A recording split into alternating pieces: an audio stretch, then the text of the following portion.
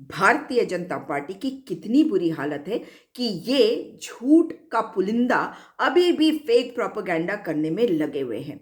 आपने exit polls अवश्य देखे होंगे, उन पे विश्वास मत करिए। जो मैं आपको बताने जा रही हूं वो ध्यान से सुनिए। बड़ी बुरी हालत है मोदी जी की। जी हाँ, नरेंद्र दामोदर दास मोदी, जिनको आप सोचते हैं कि देश के प्रधानमंत्री है, दरअसल वे भाजपा के प्रधानमंत्री भी हैं, परिधान मंत्री भी और प्रसार मंत्री भी हैं।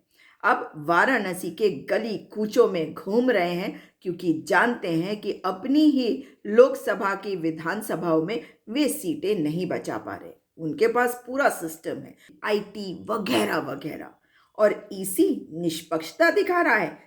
ईसी को तो अब दिखाना पड़ेगा, चुनाव आयोग को दिखाना पड़ेगा कि निष्पक्ष है चुनाव आयोग, क्योंकि अधिकारियों को अपने कब्जे में करके ये कार्य करवाना चाहते हैं। मगर इन्हीं के जो अधिकारीगण है राज्य स्तर के, वो इनके लिए काम करने को तैयार नहीं है। कुछ दिन पहले आपने एक तस्वीर देखी थी जहां पर अयोध्या में किस तरह से भगवे रंग के बोर्ड्स को हटाया जा रहा था और समाजवादी पार्टी की तरफ रुझान सा दिख रहा था। मगर ये जो नैरेटिव सेट करने की कोशिश कर रहे हैं वो नैरेटिव हो गया है फेल। अगर सचमुच में इनका राशन काम आया है तो इसका मतलब है कि लोग जागरूक ना हो, गरीब से गरीब रहो, तुम्हारे घर में हम राशन दे रहे हैं, मुंह पर ताला लगाओ और हमें वोट देते जाओ। मगर ये भारत देश की जनता है, इतनी आसानी से ऐसी बातों में नहीं आने वाली।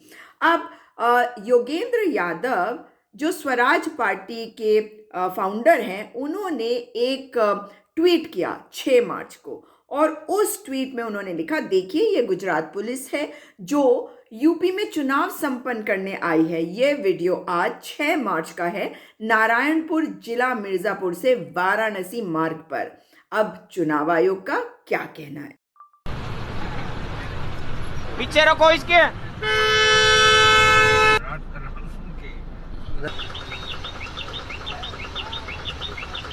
अब निकल जाएगा, अब निकल जाएगा। गुजरात वाले थोड़े खिलाफ होते हैं। क्यों खिलाफ नहीं होते हैं? योगी आएगा, इसे यूपी में योगी आएगा, इसीलिए आए हो आप? हाँ इसलिए आए हैं, योगी आएगा योगी। रिकॉर्ड करे थे, लेन करे करे तो हूँ वहाँ से बोले करे योगी आएगा, नहीं आएगा। कोई बात नहीं। जानते हैं इसका जवाब कहां से आया? एक अधिकारी, डीएम वाराणसी की इतनी हिम्मत कि देश के प्रधानमंत्री कहलाने वाले भाजपा के प्रधानमंत्री के विरुद्ध वो चले भी जाए या उनके खिलाफ कोई भी कुछ भी बोले तो वो उसे बोलने दे। वही ठोक दो सरकार उत्तर प्रदेश की और वही गुजरात की 2002 वाली सरकार के मालिक। जी हाँ, कोई और शब्द नहीं इस्तेमाल कर रही, मालिक ही कहूंगी। तो मोदी जी के ये डीएम जो हैं, ये क्या कहते हैं, ये एक ट्वीट करते हैं और ये सलाह देते हैं योगेंद्र यादव को, कृपया अफवाह ना फैलाएं।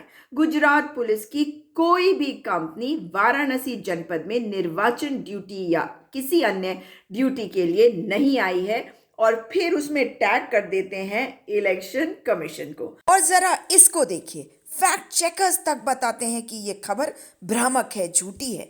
कितने झूठे हैं, सारा सिस्टम अपने हाथ में रखा हुआ है, मगर सच्चाई को कोई बदल नहीं सकता, जैसे बताया है द लॉजिकल इंडियन ने। मगर फिर योगेंद्र यादव जी एक ट्वीट और करते हैं, इनका जवाब देते, कहते, महोदय डीएम वाराणसी, कृपया अफवाह फैलाने का आरोप लगाने से पहले मेरे ट्वीट को पढ़ लें। कहीं वाराणसी जनपद का जिक्र नहीं है। मैंने साबित किया है कि आज के मतदान में गुजरात पुलिस बुलाई गई है। गुजरात पुलिस के पुलिसकर्मी वीडियो पर आएगा तो योगी ही कह रहे हैं। इसका जवाब क्या है? ईसीआई के पास। उन्होंने भी टैग कर दिया इलेक्शन कमीशन को, और उन्होंने अपने ट्वीट में ये बात कहीं नहीं कही थी कि ये वाराणसी जनपद की बात हो रही है। मगर आप समझ रहे हैं हम वाराणसी क्यों जा रहे हैं? साथ ही योगेंद्र यादव ने एक न्यूज़पेपर की कटिंग भी डाली जिसकी हेडिंग है, गुजरात की पुलिस संभालेगी सुरक्षा की बागडोर, सकल डीहा। सकलडीहा विधानसभा में स्थानीय पुलिस के अलावा गुजरात की पुलिस भी सुरक्षा का बागडोर संभालेगी। 389 बूथ के सापेक्ष 233 बूथों पर ऑनलाइन मतदान की वेबकास्टिंग होगी। विधानसभा में कुल 31 सेक्टर मैजिस्ट्रेट, 2 जोनल मैजिस्ट्रेट व 48 माइक्रो ऑब्जर्वर लगाए गए हैं। इसके अलावा 11 क्लस्टर मोबाइल, 2 महिला मोबाइल, 2 QRT और 2 मोबाइल के साथ थाना प्रभारी भ्रमण करेंगे। अब सुनिए, इनके साथ गुजरात प्रांत की पुलिस भी मौजूद रहेगी।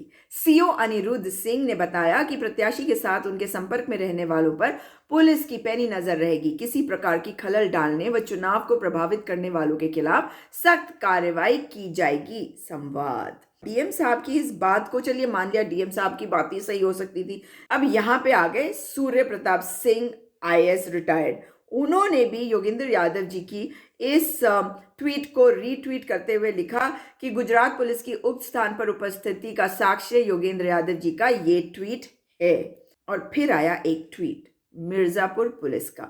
उसमें उन्होंने लिखा, उक्त ट्वीट के संबंध में अवगत कराना है कि उक्त आरक्षी को ड्यूटी पॉइंट से हटा दिया गया है तथा आवश्यक कार्रवाई की जा रही है। मतलब गुजरात से पुलिस आई है, मिर्जापुर के रास्ते से वो जा रही थी वाराणसी की ओर वो गाड़ी, और मिर्जापुर के जो पुलिस है वो इस बात को मान ले रही है। योगेंद्र यादव ने तो अपने ट्वीट में मात्र ये कहा था कि मिर्जापुर से वो वाराणसी की ओर जाती हुई गाड़ी है, और डीएम वाराणसी कैसे बौखला उठे। मगर मिर्जापुर पुलिस ने क्या कहा, उक्त ट्वीट के संबंध में अवगत कराना है कि उक्त आरक्षी को ड्यूटी पॉइंट से हटा दिया गया है तथा आवश्यक कार्रवाई की जा रही है। मतलब उन्होंने मान लिया कि हाँ ऐसा हुआ और उस बंदे को हटा दिया जा रहा है। लेकिन जो पुलिस वाले गुजरात से आ रहे हैं, एक को आपने पकड़ लिया क्योंकि एक की तो वीडियो बन गई, बाकियों का क्या? इलेक्शन कमीशन ने ध्यान दिया? नहीं दिया। आज आखिरी फेज था चुनाव का और वाराणसी में बैठे हैं परिधान मंत्री और प्रसार मंत्री, भाजपा के प्रधानमंत्री, और वहां पर इस तरह का कृत्य हुआ। अब योगेंद्र यादव जी ने आज एक और ट्वीट किया, लीजिए मुझ पर अफवाह फैलाने वालों को यूपी पुलिस का मुंहतोड़ जवाब। मिर्जापुर पुलिस ने मान लिया कि गुजरात पुलिस आज चुनाव में तैनात है। मेरे ट्वीट के बाद उक्त आरक्षी को हटाया गया। वैसे इतने संवेदनशील चुनाव में गुजरात पुलिस का क्या काम? इस सवाल क्या है उन्होंने? सवाल तो बहुत अच्छा है और जवाब भी बड़ा आसान है। मोदी जी जानते हैं कि वो हार रहे हैं, मोदी जी जानते हैं कि स्थिति बहुत ही खराब है और आदित्यनाथ की सरकार जा रही है। इसीलिए आप नैरेटिव सेट करने की कोशिश कर रहे हैं। कभी महिलाओं के बारे में बता रहे हैं कि महिलाओं ने आपको वोट दिया, तो पुरुषों ने आपको वोट नहीं दिया ना, मान ले रहे हैं आप। मगर सच्चाई ये है, जिन्होंने अपने किसी परिजन को खोया, क्या वो इनको वोट देगा? जिन महिलाओं को उज्ज्वला गैस के तहत एक सिलेंडर थमा दिया गया और फिर कहा कि ये लो हमने तुम्हारे बैंक अकाउंट में कुछ पैसे दे दिए, लेकिन तुम्हारे बेटे को नौकरी नहीं दे सकते, तुम्हें अच्छी स्वास्थ्य व्यवस्था नहीं दे सकते, और कोई मर जाए तो उसकी लाश को गंगा में बहा दो और हम आपके साथ कोई मदद करने के लिए आने वाले नहीं हैं। और जिनको लाशों को जलाने के लिए लकड़ियां नहीं मिली कोरोना के दौरान, जिन लोगों को जेलों में बंद करा गया प्रताड़ित करके, जिन माइनॉरिटीज़ के साथ इन्होंने उत्पीड़न जिनका किया, क्या वो सब इनके साथ है? जिन किसानों के साथ इन्होंने अन्याय किया, क्या वो इनके साथ है?